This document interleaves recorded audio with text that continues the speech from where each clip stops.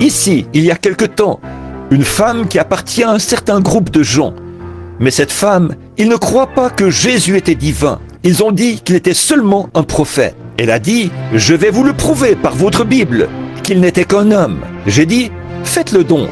Elle a dit, quand il est allé au sépulcre de Lazare, la Bible dit, il pleura. Il devait être mortel, sinon il n'aurait pas pu pleurer. J'ai dit, il est allé au sépulcre en pleurant. C'est absolument vrai. Mais quand il a redressé son petit corps et a dit, Lazare, sors! Un homme qui était mort depuis 4 jours et avait pourri dans le sépulcre est sorti. C'était plus qu'un homme. Montrez-moi l'homme qui peut faire ça. Qu'est-ce que c'était? La corruption a reconnu son maître. La vie a reconnu son créateur. C'était un homme quand, ce jour-là, il a regardé autour de lui vers cet arbre pour y trouver quelque chose à manger. C'était un homme. Mais quand il a pris 5 petits pains et 2 poissons et qu'il a nourri 5000 personnes, c'était plus qu'un homme. C'était Dieu qui les nourrissait là-bas.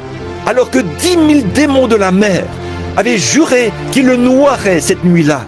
C'était un homme quand il était endormi. Mais quand il s'est réveillé, qu'il a posé son pied sur le bastingage de la barque, qu'il a levé les yeux et a dit « Silence, tais-toi » et que les vents et les vagues lui ont obéi. C'était plus qu'un homme. C'était Dieu dans l'homme. C'était un homme à la croix. Quand il est mort, c'était un homme. Mais le matin de Pâques, quand il a brisé les sceaux de la mort, de l'enfer et de la tombe, et qu'il est ressuscité, c'était plus qu'un homme. C'était Dieu manifesté.